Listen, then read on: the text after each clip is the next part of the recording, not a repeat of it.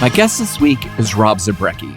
Rob is a Los Angeles-born magician, actor, author, lecturer, and musician, known for his darkly comedic and theatrical style. LA Weekly once called him one of LA's most interesting natives, and his work spans television, film, stage, lecture halls, and the written page. His 2009 memoir, Strange Cures, captures his coming of age from the 70s to the 90s in Los Angeles, and the LA Times called it a punk poem to a forgotten Los Angeles. A celebrated magician, Zabrecky has performed worldwide and earned 7 Academy of Magical Arts awards. For 17 years, he's hosted seances at the Magic Castle's Houdini Seance Room, blending eerie storytelling with sleight of hand as a theatrical spirit medium. On screen, he's appeared in A Ghost Story, Lost River, A Desert, and Strange Angel. And in the 90s, he fronted the indie band Possum Dixon, who released 3 albums on Interscope Records and left a lasting mark on the LA music scene. And it gives me great pleasure to welcome the Revolutions Per Movie, Rob Zabrecky. Hi, Rob. Hi, Chris. Thanks for bringing me on today. It's a total pleasure to be here. Oh, I'm totally honored. I want to ask you about something that I thought about when I was reading your book, Strange Cures. It's a really intense book. You have stories about, highs and lows. The story of your Uncle Ed, who has a fake F.B.I. ID and is taking you out to shoot guns and shoot you potentially accidentally through your arm. And then you've got stories where you and your friends are record shopping and you see Sherman Hemsley from the Jeffersons there, and you're like convincing him to buy Black Flag records. And then you've got this part in your book here, I'm going to read it, where you're in Scotland. You're there and you're having some struggles, and an actual article was written about you called Robbie's Strange Cure. Young American holiday maker Robbie Zabrecky got an unexpected bonus when he spent a fortnight with his aunt and uncle, Jim and Patricia Cron. Robbie, 12, was in Scotland with his parents, brother, sister, and cousin, and arrived with 47 warts on his hands. The family had spent $800 the previous year having them removed, but the cure was only temporary. While in Patna, Robbie heard that cow manure helped erase the ugly and uncomfortable warts. So every morning for a fortnight, Robbie paid a special visit to a field at Newbridge, Patna. Some folks felt that he was daft, but Robbie had the last laugh. When he left America, the warts were dead and his hands were almost smooth again from you putting your hands in manure for a period of time. This is a long way of me saying you also talk about something repeatedly in the book called the fucky game. And I was like, am I being fucked with here? Like, the stories are so immense. They're so literate in terms of like their theatrical cinema of the mind stuff. When you're writing this book, is it tempting to just be like, people won't know where fact and fiction is? No, not at all. In fact, when I was working on the outline for Strange Cures, the first thing I did was I wanted to make sure that I wasn't, telling stories out of school in my own mind, that these were the facts. And I think by like 8th or 9th grade, I had a couple of stories that you tell at the high school backyard party that the other kids didn't have, right? Which was getting shot by my uncle, who was a law enforcement impersonator, or having all these warts on my hands, that I had this miraculous weird thing that happened, and the other kids would go crowd around, hey, Robbie's telling that story again about that weird thing.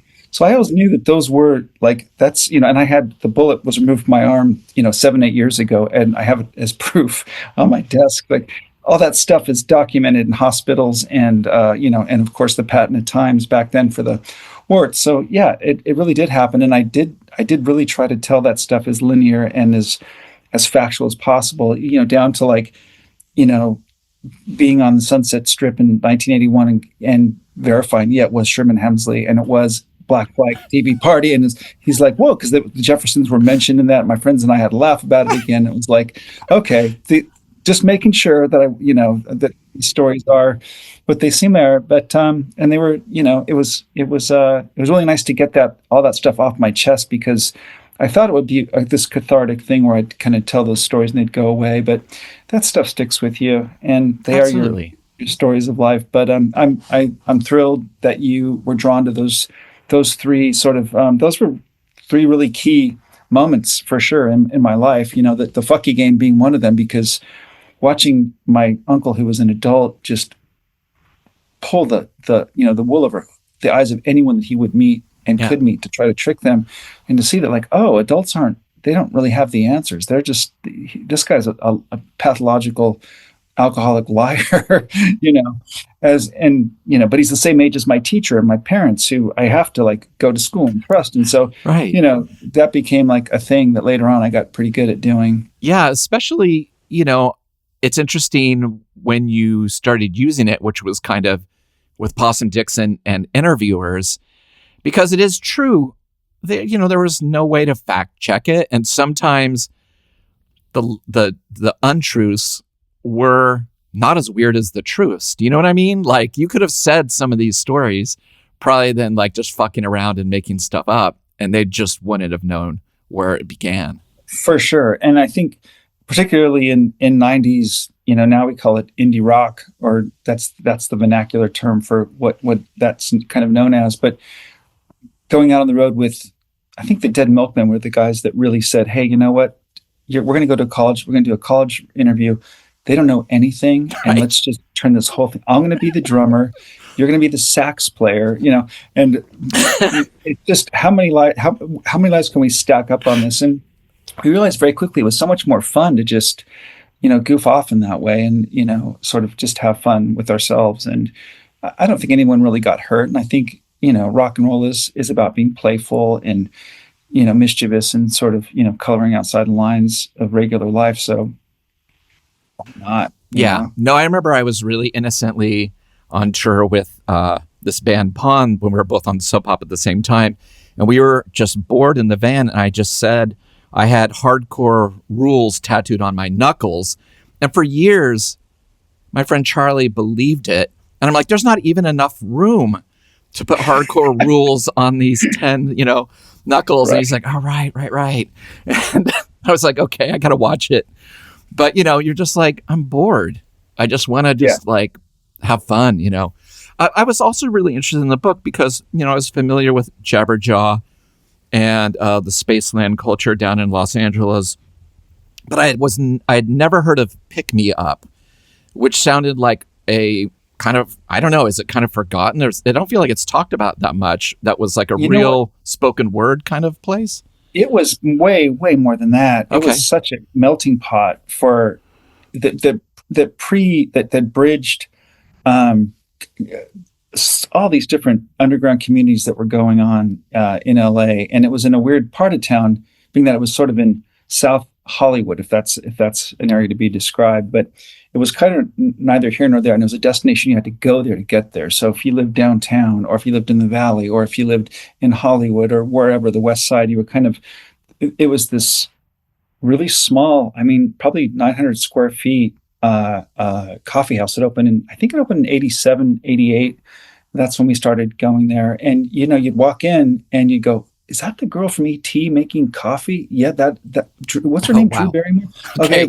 And then Rodney's sitting in the corner with, 3 Pandora's groupies or whatever. And then, there's Vicki Burnt's artwork for Red Cross is on the walls. Wow. And you've got, let me just like paint a picture. So then Exene was there a lot doing poetry readings. And at that time, her boyfriend, who later became her husband, was Viggo Mortensen, who became a huge, A-list actor, but really was like at his core, I felt, at least back then, like this guy was a poet. He would come with his, his little bag of stuff, and he'd go through the stuff, and it was very carefully thought out. And he'd get up there and he'd be shaking. It was all, spoken like the life or death stuff. Right. There was a whole trans community in there with people like there's this band called Pedro Marilyn Esther, fronted by Vaginal Cream Davis, one of LA's well-known drag stars of life. And Glenn Meadmore was also in this world, 6'7", cross-dressing, person that was singing songs about country music, but it was like all X-rated gay porn stuff.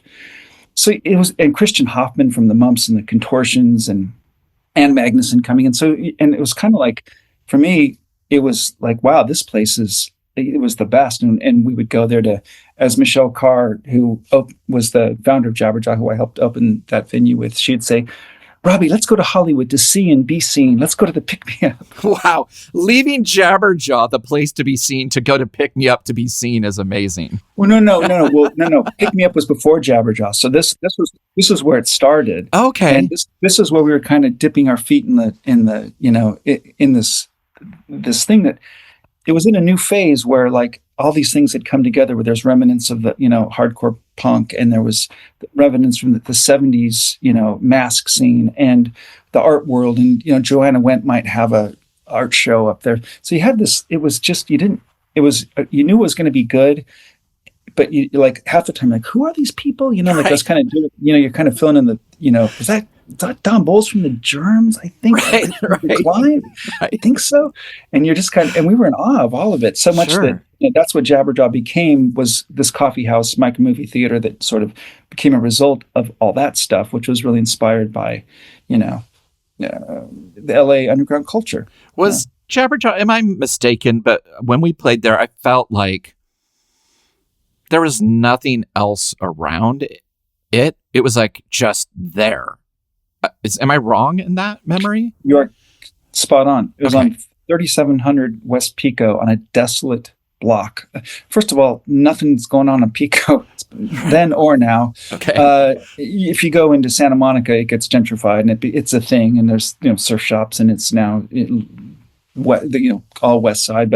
And there's plenty of. I think once you cross the 405, Pico brightens up, but it gets sort of industrial for parts, and then it just disappears into downtown LA.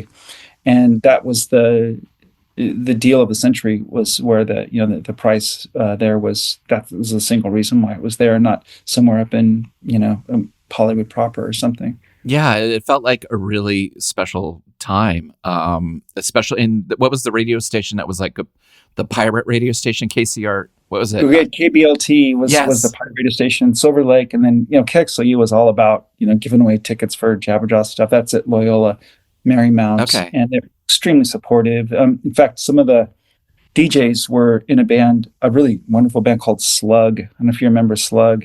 They were really cool noise band from 89 to 95, 96, maybe a little bit later, but they were the greatest. They were on a Matador imprint. I forget what it was called, but they were really the best. And it was 4 or 5 DJs from KXLU that comprised this band that were really good. So yeah, it was definitely, it did become the hub pretty quick. First, we're putting the drywall up and we're painting it. And it's like, well, we'd acquired, a bunch of tables from, flea markets and antique shop thrift store, hardly antique shops, thrift stores, things of that nature. And just put it up. And within, 3-4 months, it became pretty popular. The thing I really loved about your book too is it sounds really naive, but it's only in the last 5 years that I've really gotten the sense of why, like, the way the sun sets in LA makes the music that I loved, right? And there's a great part in your book, and I never put it together till reading it, but Possum Dixon definitely had a kind of Wall of Voodoo vibe at times. I feel like a very haunted grandma's attic. And you had met with Stan Ridgway really early on about him potentially producing it. And I just loved that. I was just like, oh my God, imagine if that would have happened. Because you've had amazing producers making those records. Yeah, especially with his advice to simply scare your record company. That was his takeaway. Is like, don't do the opposite of what they want. And then, putting out a cigarette, on the wall and just sort of walking out. And you're like, wow, that would have been, I would imagine that would have been a record. I still would imagine what that could have sounded like. But that was an opportunity lost. Yeah, but I feel like I just only recently, and we're going to talk about New Wave Theater and it'll come full force, but just what makes LA bands LA, I never put it together until recently in terms of I get the sun light, I get the architecture, I get the traffic. I just hadn't spent when you're on tour, you're there for a day and you're out, right? Mm-hmm. And growing up now and spending time there without a merch table, I was able to be like, oh, I get why the Blasters could only have come from here. You know what I mean? Yes. It sounds really naive, but I just was like, oh yeah, they've got a great scene there. But to physically understand why some of this music sounded the way because of the actual weight of the earth on that city. Does that make sense? Oh, definitely. I think in a lot of ways, when you watch some of those new wave theater clips, and there's such a deep dive on what's available now on YouTube than what there ever was with those 3 VHSs that came out on Rhino, I think put them out like 10, 20 years ago. You kind of go, wow, what's the theme with all of these? Because it was a SoCal scene, right? Like there was a real deep dive, and you can kind of there are threads if you pay close attention and watch carefully. I think there is this certain boredom of like almost privilege of everywhere else people endure seasons, and here we are kind of kicking around in our shorts and t-shirts, or well, not me so much, but everybody else, right? There's something, I agree, there's something about that. It's a massive city, it's spread out, but it's unified by its overall culture, and I think that is what defines it. Yeah, and I mean it's a naive, obvious thought, but sometimes it takes a while to be like, I got Chicago, right? I got Athens, but was late to LA. I also, again, the book is so fascinating because you share the moment in Baltimore where you walk into Kenzo's Yogi Magic Mart. You got it. Am I saying that right? You got it perfectly. Yeah. Yeah, and you're just like, you said the air changed immediately, like when you walked in, like the temperature, and you're just like, what can I do? Can you show me a trick that I could do? And he teaches you the disappearing silk handkerchief. And then that night you do it. You're like, anybody have a condom? Someone throws it up. And in your book, there's photos of you doing the trick. I love that. There was a photo montage of the actual moment that magic appeared. It was amazing. Which is weird because we weren't one to document a lot of stuff. That was lightning and all of that was, I look back at that whole chain of events. It was like, wow, that really couldn't have happened any other way. And if it did, the outcome could have potentially been very, very different. I love that the book describes, there's a lot of heartache in it, personal and through the family that is a band and people falling apart in a band. And also the boredom that kind of comes at a certain point where you're just like, the part that excites you is getting to do magic in your set, right? Yeah. But I think it's fascinating because there's that point where Peter Buck says, I've seen a lot of bands do a lot of things on stage, but I've never seen anyone do that after seeing you do magic on stage with Possum Dixon. Yeah. And to do something, an art form that is so like, you have to trust me. The audience, you're telling them, trust me. I need you to believe in me and what I'm doing. In such a cynical scene or judgy scene, like in your book, people are walking by you being like, hey, good luck with opening for No Doubt. Like people are just judgy. Mm-hmm. I can't imagine being fearless enough to be like, I don't care. This is where my heart is. I mean, what was that like at that point? Well, Chris, here's what I'm going to tell you. I might be slightly daft. So the one question I have, like, why do I just have this conceit that I can do something? And the answer is not always the one that I want, because it's like, well, I think I can do that. Oh, fuck, I'll give it a shot. Why not? Like, what's really stopping me? What's at risk? Somebody throwing some stupid some jab that I don't really care about, or is it that I'm going to take this risk and maybe something's going to come out of it? And I think I get these ideas in my head. I go, yeah, I think I can do that. Probably not, but why not? Like, one life to live. Let's just give it a shot. And I think I've done a lot of stuff like that, and that it's not because I had some, there was anyone was encouraging me to do it, number one, or sort of saying, hey, this seems like a good idea. Like most of most of my big choices in life have been pretty poor ideas, you know. So I'll probably continue to have those, I think, as life goes on, which is scary for me. Well, it's interesting because magic, like I remember second grade talent show. I did the put thumbtacks into my thumb that's underneath a handkerchief. I did the floating legs, you know, with on two stick. But it was also, I didn't like practicing, right?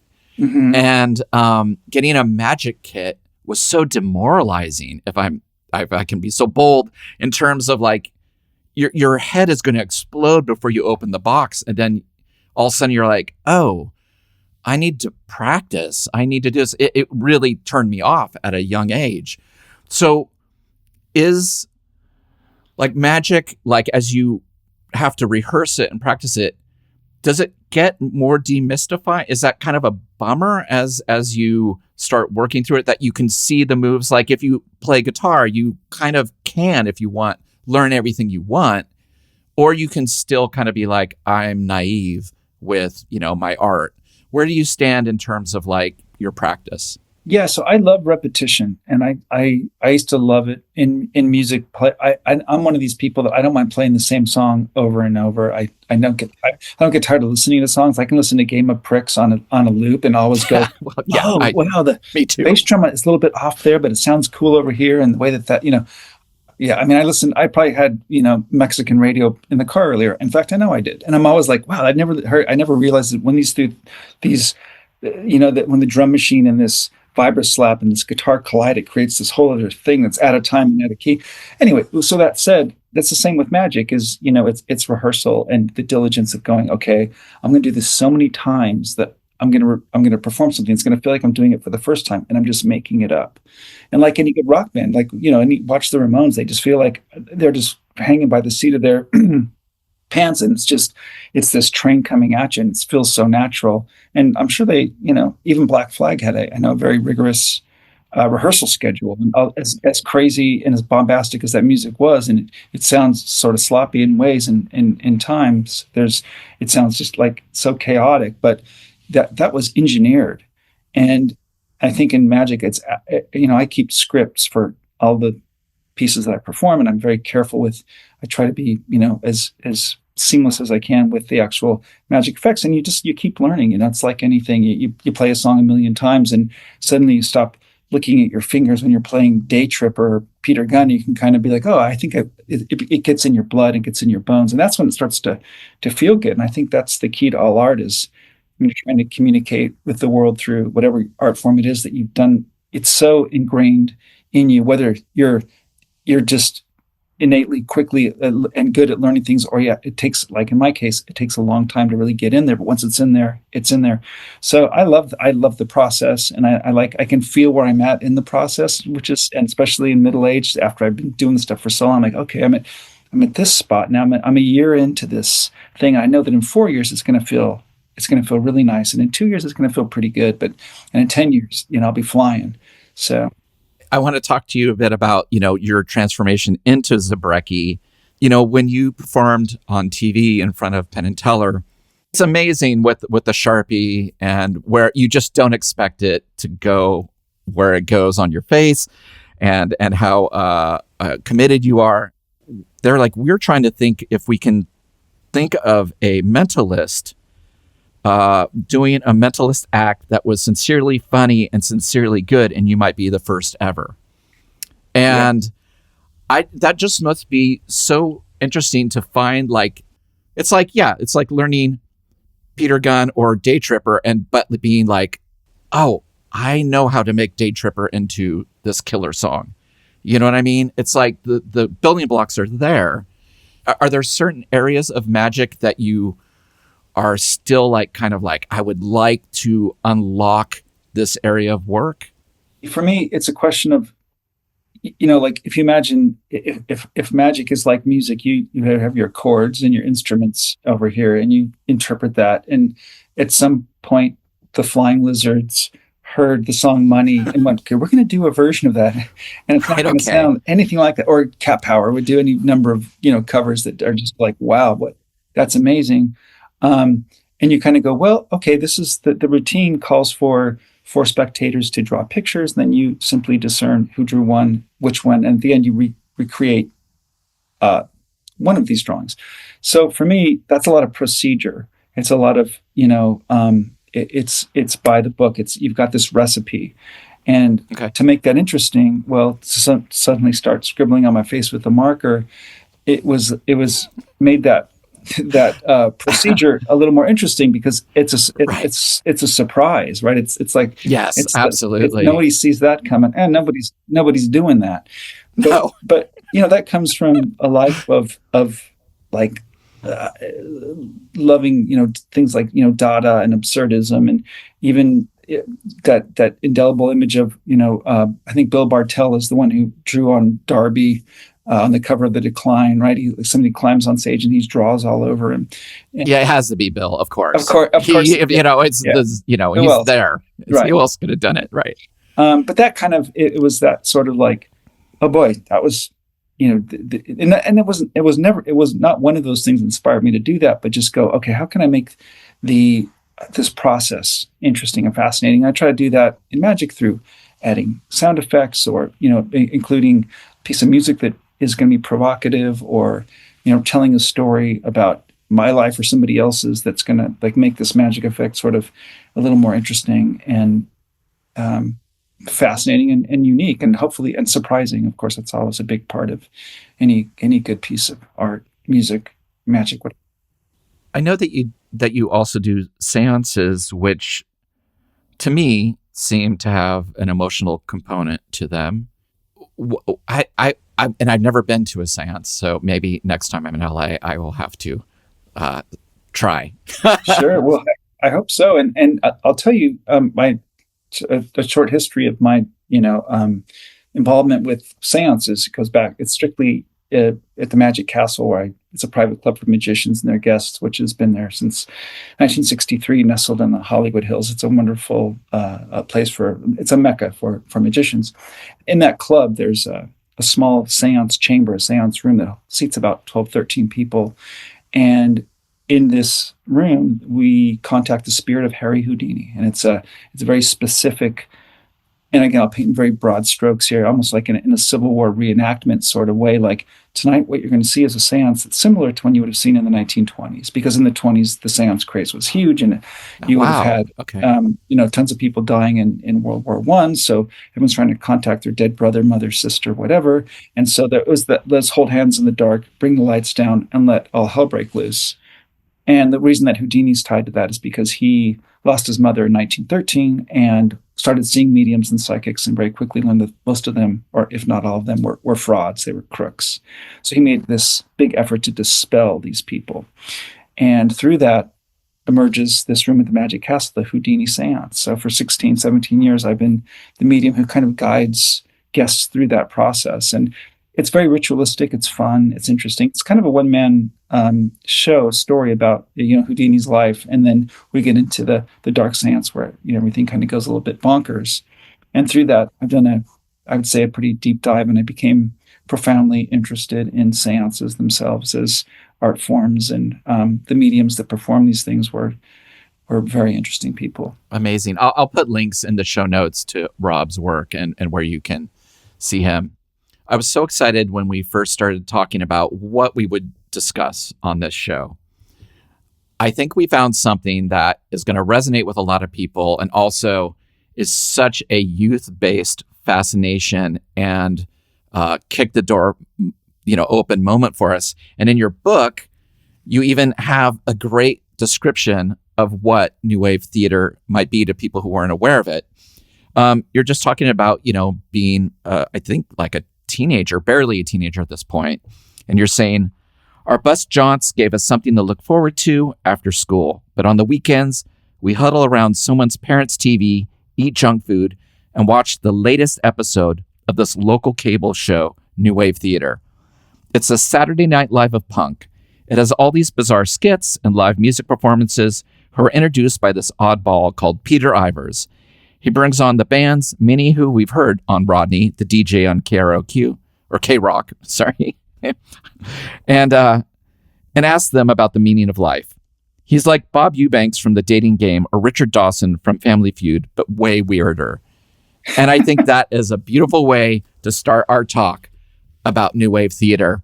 So this show was like you saw it on cable before it was on Night Flight, correct? Correct. What was normally on a channel like 18 UHF? Was it just typical cable access, like yoga stuff and like government notes and things like that? I couldn't tell you because we only watched it for the one purpose of that. It was I can't remember who discovered it, but it was like, that's the show. We're going to get to the UHF channel. It's on, Saturday, Sunday at midnight. And there we go for what seemed like an hour. Yeah. And it was such a hodgepodge of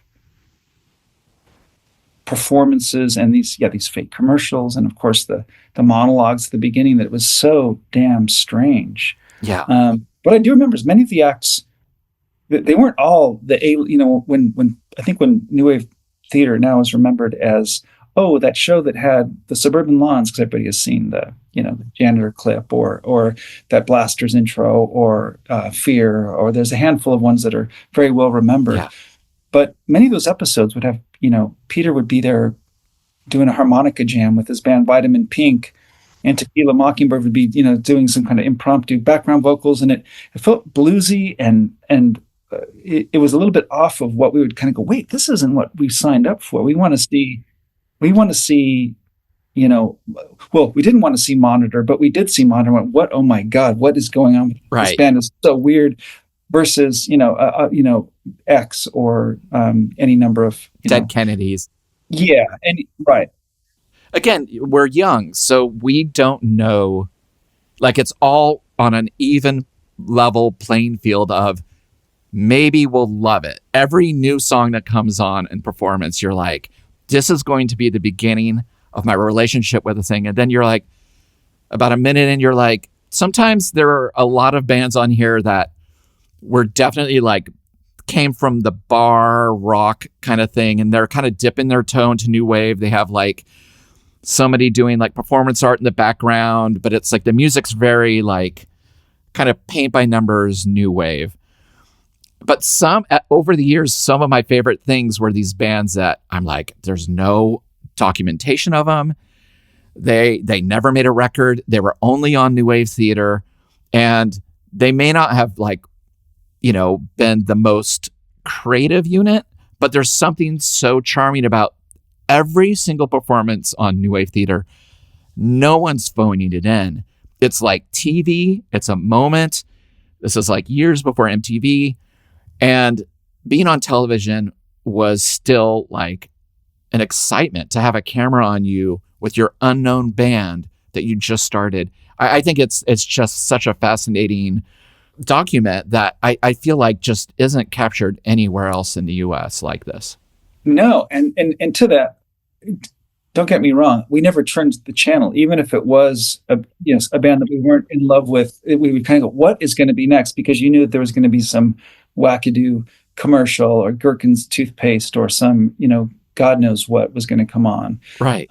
So it definitely, even the bands that weren't as interesting to us were still like, oh, this is still what was defined as like cool, I guess. Yeah. Well, let's talk about Peter Ivers a bit. He was the host, and there's this amazing book that we've both been obsessed about as well. In Heaven, Everything is Fine. I was really excited to have another chance to read it when we decided to talk about this. Peter Ivers was like a child prodigy, had such an interesting history. He was like involved in like incredible theatrical experimental pieces. He'd be in with Harvard Lampoon people. He was good friends with Harold Ramis and that whole crew, Belushi and Aykroyd. And then he would be like the great hope for the recording industry. He was this like master, no one could play the harmonica better than, Peter Ivers.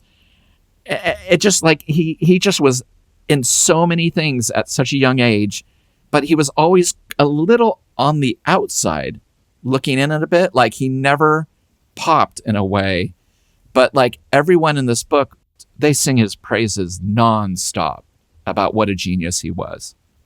Yeah, I mean, he came from many different circles. I think by the time we're all introduced to Peter Ivers through New Wave Theater, of course, we don't realize that he's a Harvard graduate and he's running in these kind of art circles in Boston, and then comes to LA and has this whole life with those records, Terminal Love, and opening for Iggy Pop at the New York Dolls at the Palladium, and Fleetwood Mac wearing a diaper, playing his harmonica. Like, okay, so whether or not that's your thing or not, it's still pretty out there and pretty interesting. And he was definitely trying to make his imprint on becoming, jumping up to that next level. As anybody who's been in an opening band goes, well, okay, well, I'm going to open for New York Dolls, and hopefully those fans are going to appreciate what I'm doing. Although in Fleetwood Mac's case, it seems like it's a little more unlikely that they would have been,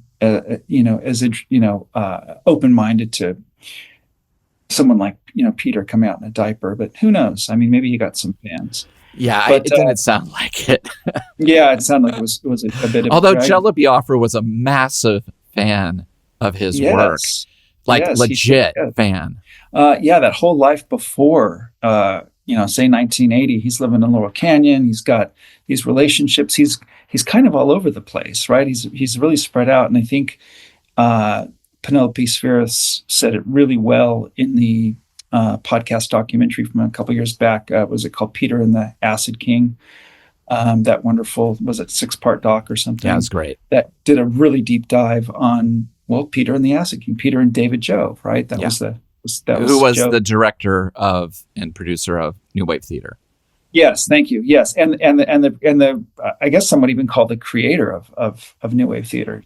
So this guy Peter's living his multitude of creative lives in LA, and she called him a Peter Pan type of sorts. I think that was a phrase. I remember some version of that, and how perfect, what an accurate description of somebody who's grew up in the arts, went to Harvard, went, okay, I'm not going to go into law or do whatever that this thing I'm supposed to be doing, because he was so drawn to art that for whatever reason he ends up in LA. And I think he recorded some music at some point, and he tried to get the Jackson Browne. He was trying to get into the sound, some of these musicians, and he just did not find his groove. He's on the outside, that he ends up, moving to downtown LA, right? He lives in this loft down at 3rd Street in between San Pedro and Wall. And I know this because I've stalked that intersection more times than I will ever care to admit on this podcast or otherwise, that in my spare time, I'm drawn like a moth to the flame. And I've gone down there and matched pictures of him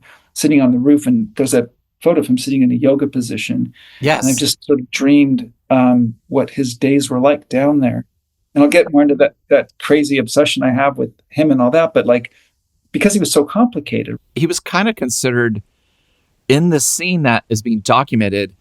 People were like, who is this guy? Like, they weren't necessarily into the energy of Peter Ivers, but I could relate because he seemed like a character, like I fell outside of the scene that I was part of already, which was the, American underground punk rock scene. Right.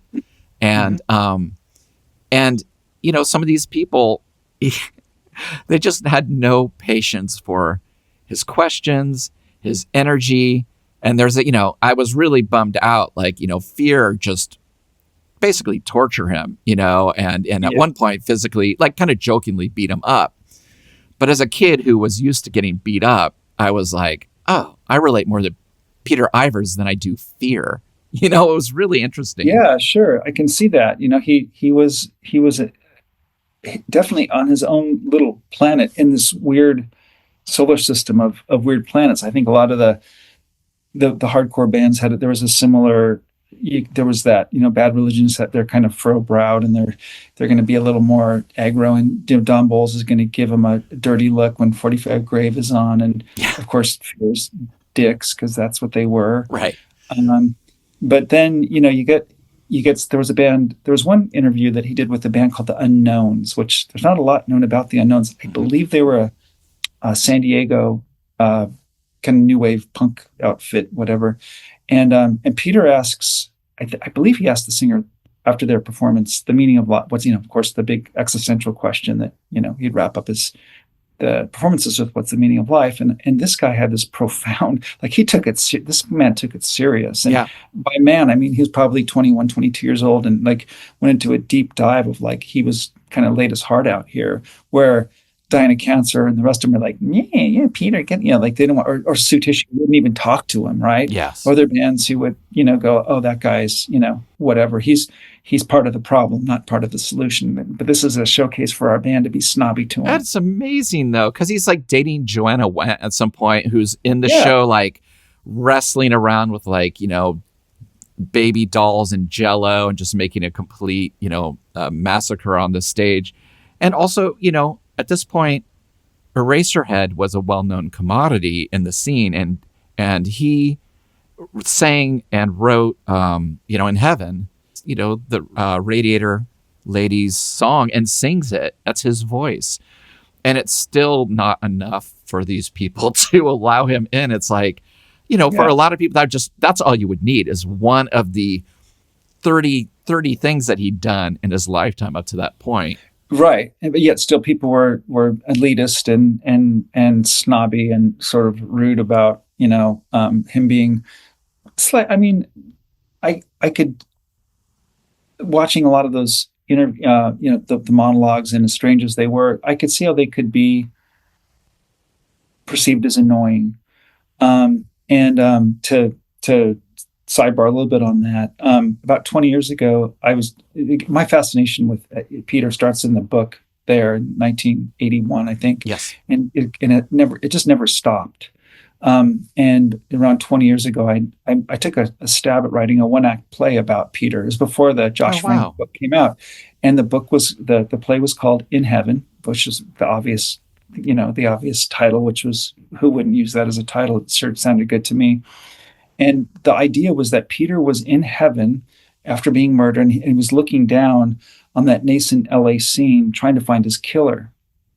And he's doing it through going into these clubs and these, talking to, sifting through conversations with these bands and talking trying to find his place in it.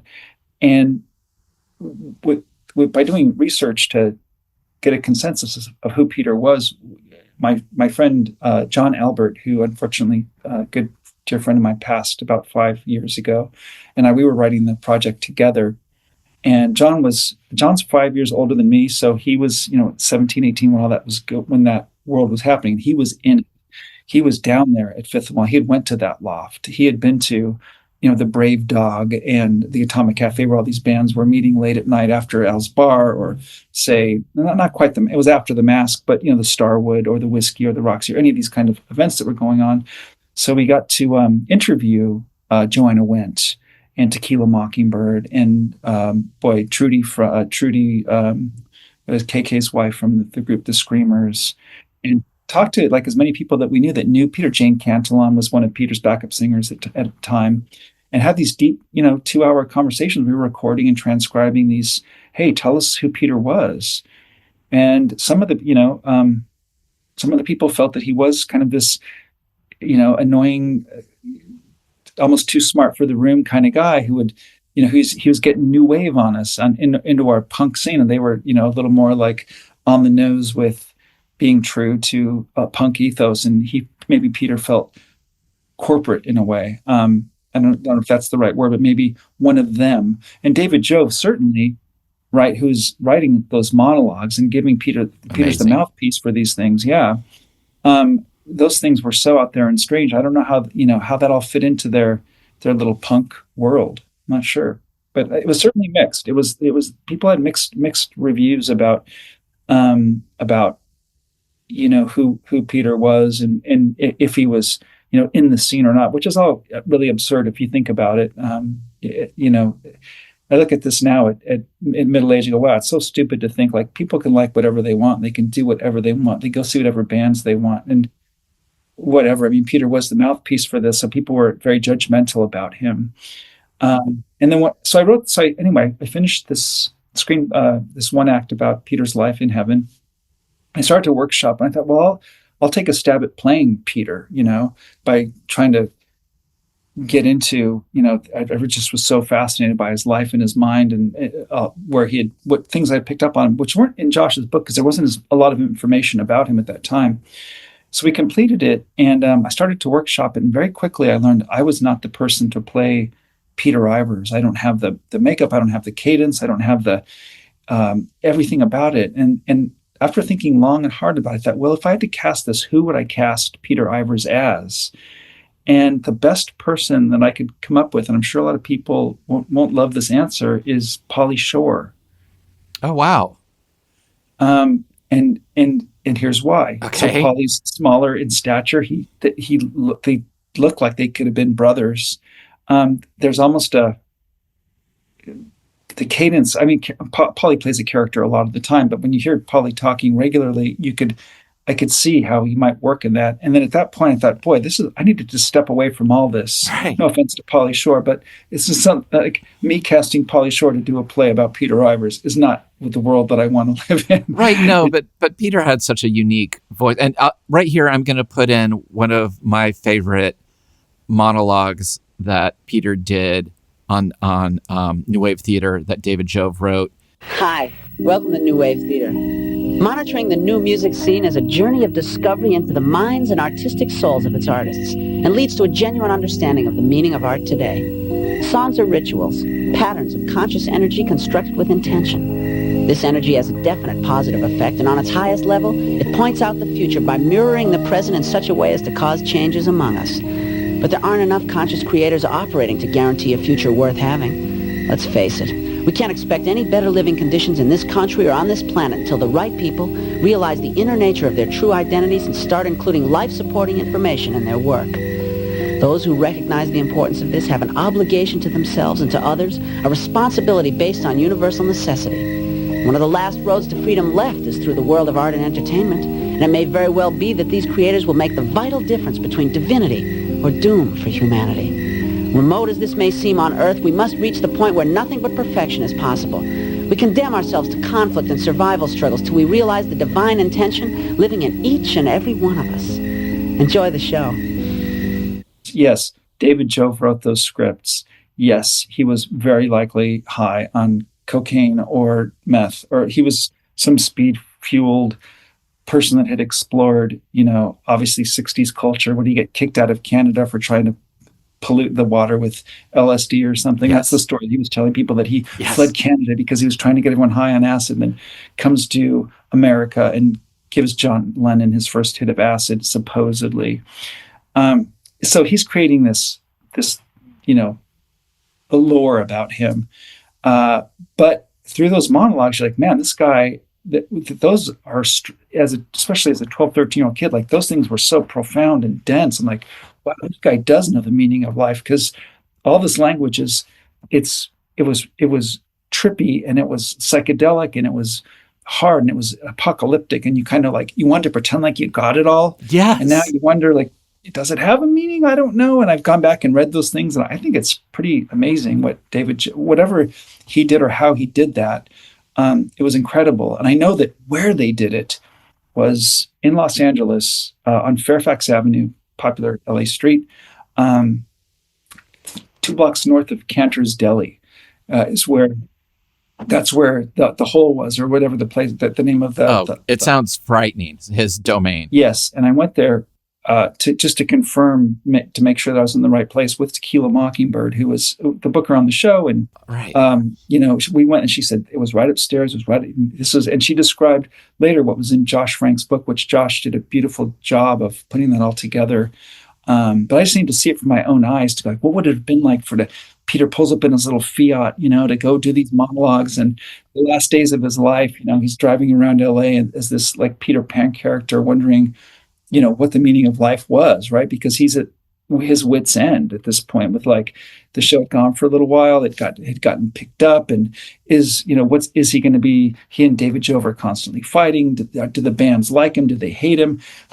That's a lot for somebody's head. Well, and Peter, I didn't know till the book that David wrote those. I just assumed that this was Peter. Peter really sells it. And, when you would finish the monologue and take off the sunglasses and say, enjoy the show, and you got the little bumper of, the blaster, you're just like, Yeah. and then all of a sudden, da-ding, and then like, ah, and there's bombs dropping, and there's like footage of like Buddha statues being, shipped out. The editing of it made me really uncomfortable because it was so tight and frenetic. And I was seeing like a lot of nuclear and war footage, dead bodies. And then it would be like, okay, and now here's a Chris Genkle commercial. This guy who was like doing these fake commercials, which for me, I never got into the Genkle thing. Like I was like, it never hit me humor wise. Was there things in the show that you were like, that didn't speak to you, or were you all in? I was all in. I mean, Okay. it was such a departure from all the. By the way, that was a great description of that montage. I think you nailed almost every flash. I think there's some babies' heads shaking in there, but other than that, like it was all that stuff. And I think as a kid growing up in the '70s, I loved Saturday Night Live, and like those commercials were funny-ish. And I thought, well, maybe this is funnier than I think it is. I wasn't sure I was like had the intellect of where that was, but I liked the idea that it was a parody of a commercial. That to me was enough for it to be like, oh, this is cool. I'm not sure I had a definite opinion about it as much as just like, wow, these people have really created this crazy world. Yeah, and I really always wondered, did you ever find out who Zachary the ghost host was? The guy in the tuxedo, the young-looking, handsome guy. Do you know much about him? He was a friend of Peter's, and they brought him. He was on the periphery, the new wave scene. Okay. And he was an actor, and I don't know what other acting credits he had done beyond that, but that was his. Coming in that tuxedo jacket and that kind of Ken smile and everything. Oh my God, amazing. Yeah. It's hard to then you kind of go, well, I can't really imagine that guy at a Black Flag concert or something, because he's probably was like, unless he was playing a character, like you kind of wonder how these people fit in with each other, and right. It all seemed very like disjointed in a way. Mm-hmm. And the other deep dive I had gone into is where they filmed these episodes.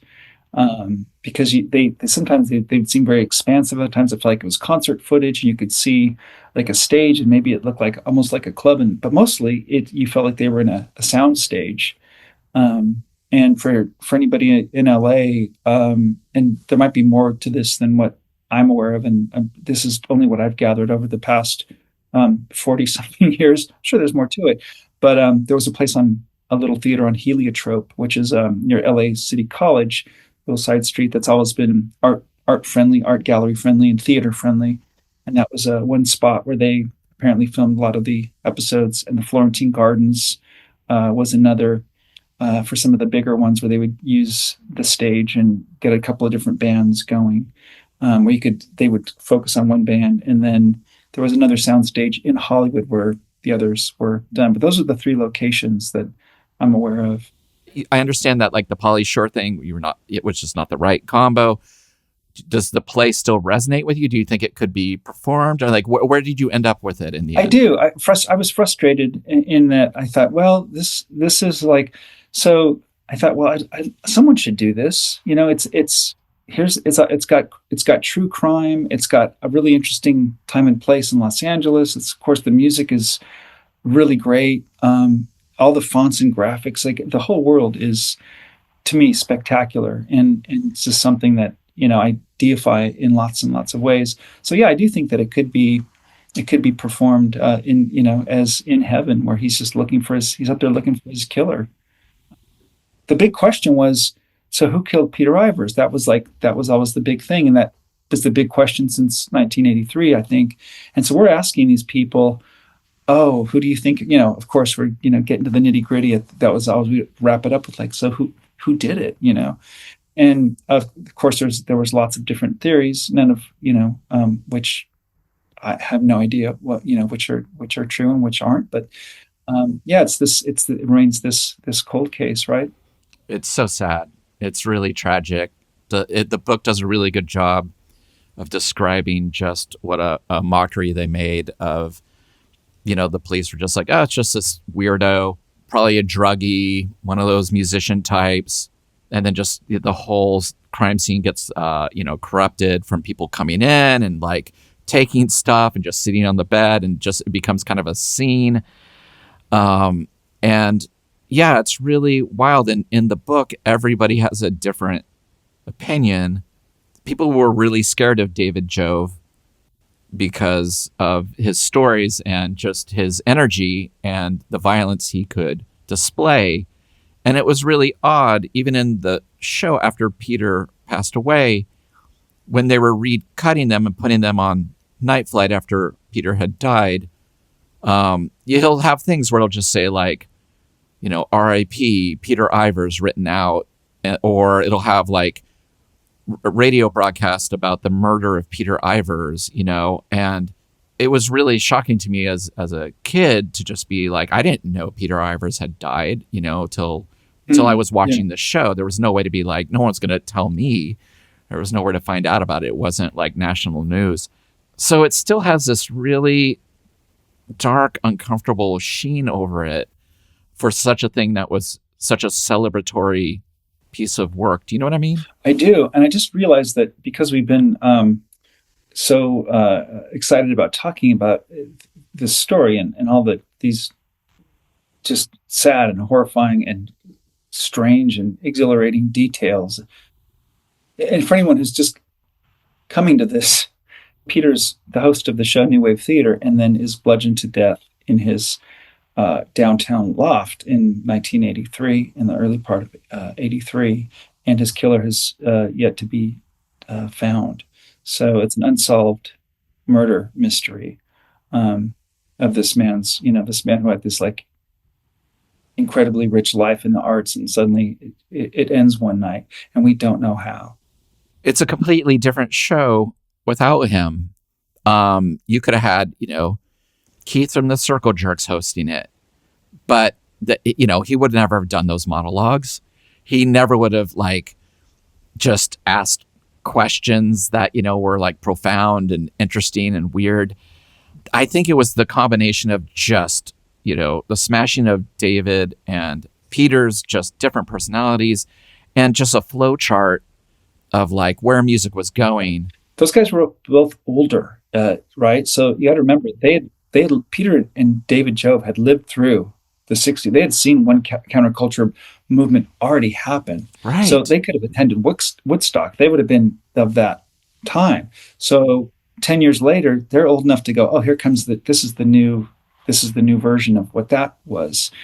And so I think that's why they connected so well with each other, is because they were extremely smart. They were two very smart people that went, okay, this is an avenue to showcase. In David Jove's case, he's going to showcase my philosophy, and I'll be able to sell this show, even though there will be no pictures of me, and this probably isn't my real name. I will be cashing the checks if there are any. And this guy is my mouthpiece, and he is my, I'm the Svengali, or I'm the puppeteer here, and Peter is my puppet. Here's the monologue. Get it right. We're going to do this 30 times until you get a word perfect. So they had that chemistry certainly in common, and I would kill to be a fly on the wall to watch what that would have been like back in say 1980 when things were really cooking. I can only imagine it was pretty explosive. The part in the book where somebody goes to visit David editing in his really dark, spooky room, and then they were like, somebody was in the room, and I didn't even notice till they moved. It was like that kind of place where it's like, what the fuck? There's someone else in here. But you see the energy and the editing and the tonality of it. And yeah, it could, David was brilliant with the show.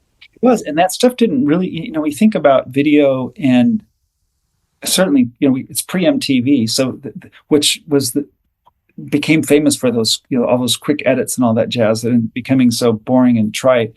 But there wasn't a lot of that before. If you look at, even, I don't know, you look at Sex Pistols videos or The Damned or bands that were making video, those fast cuts weren't really a thing. No, it's traditional rock video. Yeah, I think Dave and David and Peter went, okay, there's all these things happening in LA. You've got the Blasters in one corner. You've got the Dead Kennedy, well, in San Francisco in another corner. You've got all these different things. Red Wedding's a weird goth band, and the Unknown, God knows what that is. And then Monitor, it's like Suburban Lawns. Like these people, they weren't all playing the same kind of music, right? I mean, a handful of them, arguably would be, but like, so I think that quilt that they edited together was very symbolic of the variety of talent that was on that show. Yeah, and the booking was really diverse. The film we never made. I love that song. The film we never made. Why were you so brave? It's just like, oh my God. Like, so you're a kid, and I'm like, is this good? Is it bad? I don't know, but it was so unique, and he was so earnest. There's a film, like a Super 8 scratchy, film playing behind him, yes. and he's got like someone on a keyboard. There's a drum machine, and he's playing like kind of a flanged out acoustic guitar, and his vocals are super chorused. But I just was like, this is cool. Yeah, for me, it was like this was like, oh, is that like Soft Cell kind of? Or yeah, and then or what later would have become like early Tears for Fears, which say what you like about them now, but like when they were first introduced into indie or alternative rock, you're like, oh, this is the new band. They're kind of like The Cure, or they're in that same realm of like, is this a gothy kind of moody thing? And with Marvin, you're like, I don't get this so much, but it's that performance is amazing. And then Peter goes, so what was the film? And he goes, oh, you got to watch the movie. You got to watch the film. I know. He's like, watch the film. It's so good. It's so dramatic. Like somebody who gets it. Yeah. Right. But that's a great, I think that's one of the, I mean, it's not one of my favorite, it's one of my favorite performances. It's not one of my, it's one of the weirder. Well, what are some of your favorites? Let's get into that. The Suburban Lawns doing Janitor is just remarkable. I think it caught them at their, to me, the essence of what that band was like. I only saw them once, but that, boy, I don't feel like I needed to see them that like that. I always want to remember them wearing those clothes on that day where, I like to describe Sue Tissue as somewhere between the Manson Girls and the Little House on the Prairie Girls. And my weird, crazy sister she's in her bedroom. Let's drag her out and put her in front of a mic and see what happens, over surf rock, Yeah, and they're oily and greasy. Like there's no like powder. Everyone just looks sweaty and like no one's comfortable. I love that. Right. Yeah, no, that one to me stands out a lot.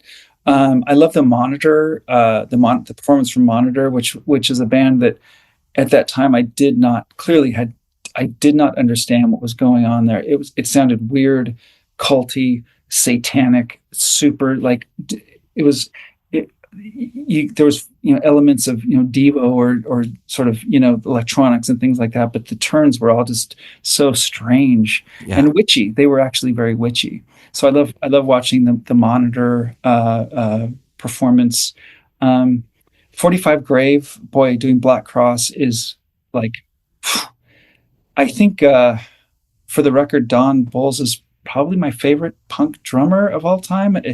A guy who could play. Yeah, I mean, incredible. Yeah, incredible.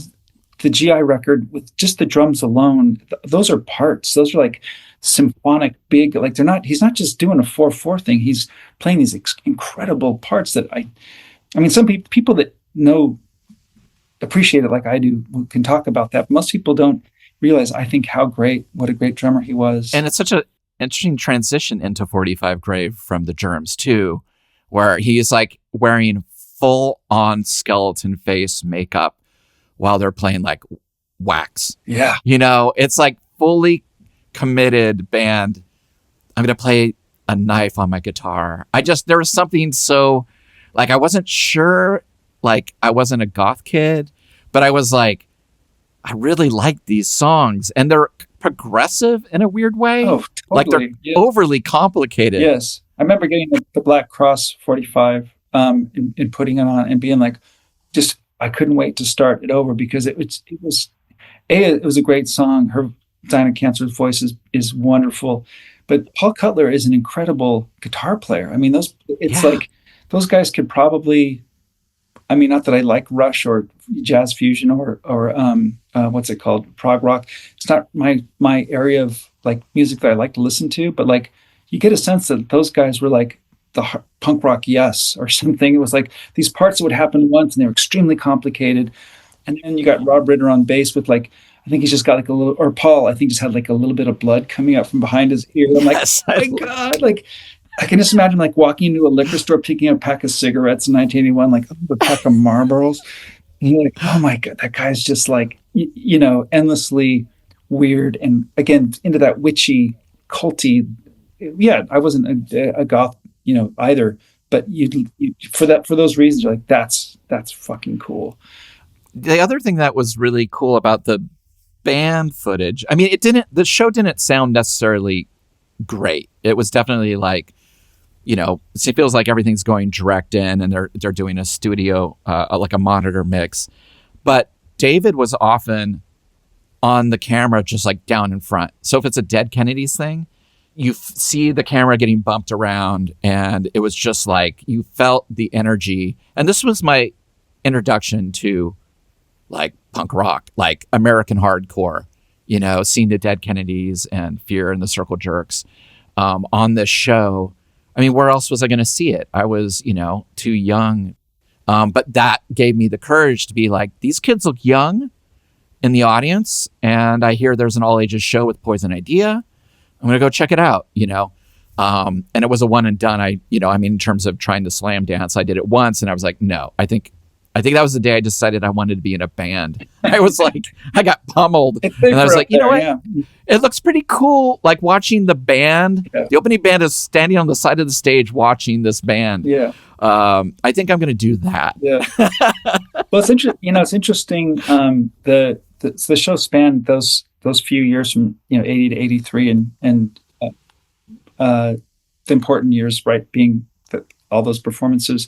And there was a big shift within those years between 80 and 83, where I would say in 80 we're less uniform punk. You watch Erga Music Board. I know I've been on your deep dives. I know this, and Ronnie and I've talked ad nauseum on this, where you look at the performance, the audiences from 1980 and at the Santa Monica Civic, and you see everyone kind of looks normal. There's not everyone. You see long hair, short hair. There's not a unifying thing, right? And then by 82, you have a uniform, and it's very, the stuff that Red Cross made fun of later on with Anarchy 6, where it's like, one of my favorite records. Of course, you're amazing. They were way just making fun of like the generic. I mean, everybody. I mean, and myself included. There was a period where I dressed exactly like a generic hardcore kid. And then it was like, it didn't last long. Same. I've got,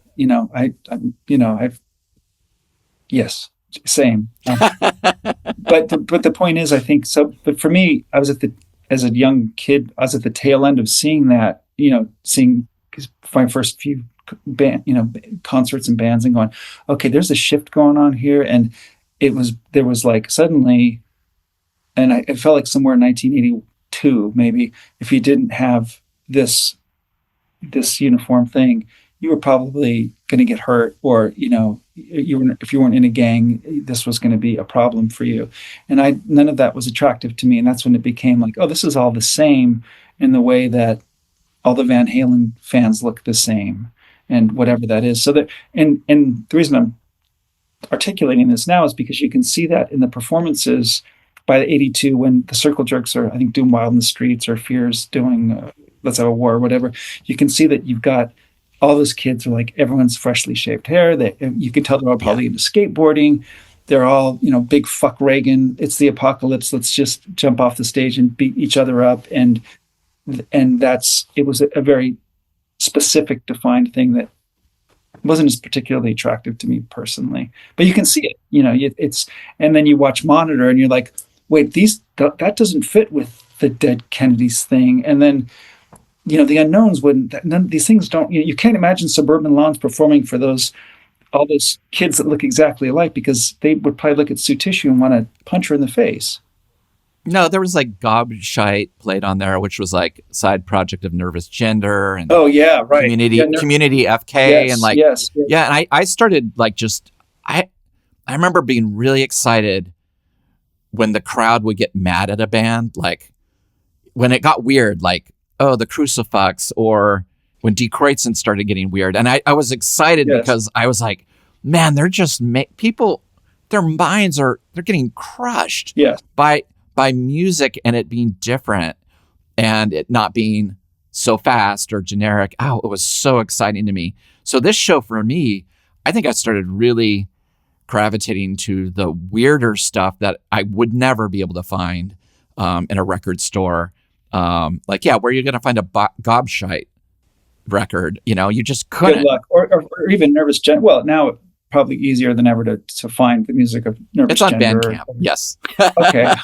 Or Castration Squad, or Red Wedding, or any number of those like deeper cuts. But it's funny, later in life, those are the ones that I'm more interested and fascinated with than the more top, like hearing the Blasters playing American music. I want to go, what were the Monitor demos sound like, or whatever. Same. And it's stuff at the time we missed it. I personally remember seeing the Butthole Surfers in 1984 opening for Public Image here in LA, the Olympic Auditorium, and watching and shaking my head going, no, this isn't music. That guy, there's a fire on stage, there's a girl that's doing a hippie dance, and that guy's got long hair, and it didn't fit with my mold of like verse, chorus, verse, right? The Public Image theme song. Isn't that funny? Because it's so funny, because now I look back and I go, that was on me. Like I missed, and I'm seeing this in real time without it happening, and it was apocalyptic and crazy and wild for sure. But I didn't like it, and I wanted pop. I wanted this kind of like, I was expecting, like, say what you want, but Wild in the Streets or Holiday in Cambodia, it's a pop song. It's a verse, chorus, verse, bridge thing, Yeah, I know what you mean. And the same and I had the exact same thing with The Fall, seeing them in '84, and Marky Smith had his back turned to the audience, and look, he's angry, and no big surprise there. Right. But and then stumbling through a half a dozen songs and just kind of jamming out parts, and like, I want my money back. Like, this was not. You're not supposed to understand it all, Rob. I mean, that's the greatest thing about music. My favorite records in my record collection are the things that I didn't understand on first listen. Those are the records that have stayed with me. I think the ones that I got right away, it's just like, I love them, but I don't go to them. And there was something about having a progression of something that took time to understand and then fall in love with. I think there's something really cool about that with music. Man, thank you. You just made my day, because I wanted to be this, my middle-aged version wants my 15-year-old version of myself to be fully formed, and like, Of course I should have understood Monitor. Right. Like, no, I didn't. And I sometimes I have to give myself permission to go, oh, that was the best of, like, that kind of was the greatest of all that. And sure, it's easy to follow a Buzzcock song. You can hum it all day long and night, and it's going to be great, and it's always going to be there. But Roxy Music was another band for me that I had to give several listens to go, why is this band important? Okay, Eno's important because, okay, Here Come the Warm Jets is like, this thing happens once in the song and then it doesn't come. I'm like, can't compute. I come from 70s, AM radio, The Carpenters and ELO and Van Halen and Cheap Trick, and like, to kind of go, all right, that stuff's all fine and great, and it has a beautiful spot in my heart. It's in my blood. It's in my bones. There's nothing greater than blaring your favorite GBV song or Yola Tango or whatever pop tune you want, like, anytime. Or Cheap Trick or Van Halen, All of it. Yeah. Yes, exactly. But those deeper dives, you're right. That hearing, Noi for the first time and going, okay, this is a 9-minute song and I'm in a trance, and whoa, this is amazing. I'm on this ride, and like, I'm going to have to unpack this over, I don't know, hundreds of listens, which is Terry Riley, or A Rainbow in Curved Air, Steve Reich, 4 Organs, right? These ones that you keep going back to. Like, at first, listen, you're like, oh, this was hard. Okay. Oh boy, get me on that roller coaster again, Right. And that's been the wonderful journey through all this. And I think that seeing those bands on New Wave Theater those were planting the seeds for going, there's a lot more out there. Like, sure, here's the pop thing is right there. We're gonna we're gonna hear American music. That's gonna get us into this. But maybe I have Peter and David Jove to thank for my affinity for extremely weird, unconventional music. Now it's quite possible that I never thought about that. Rob, this has meant so much to me. I'm really touched that I'm talking to someone who stood outside of these places to feel the energy of Peter Ivers. But I love that you wrote a play about him and that it's touched you to your core. And I definitely know that for both of us, it's influenced us to no end, which is why at the end of every episode, I ask the same question, but I tailor it depending on what we're talking about. So today, Rob, or I should say Zabrecky, what is the meaning of life?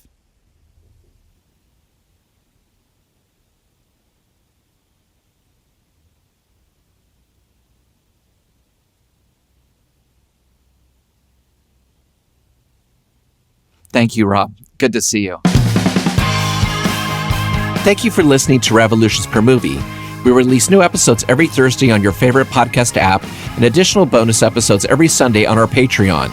The show is a completely independent affair, so the best way to support the show is through our Patreon at patreon.com/revolutionspermovie, where you can get weekly bonus episodes and shows, exclusive limited edition flexi discs and records and CDs featuring guests that have appeared on the show, and other exclusive goods sent to you just for joining. You can follow us on social media at Revolutions Per Movie and also find out more information about our various guests in the episode show notes. Thanks again, and we'll see you next week. Bye.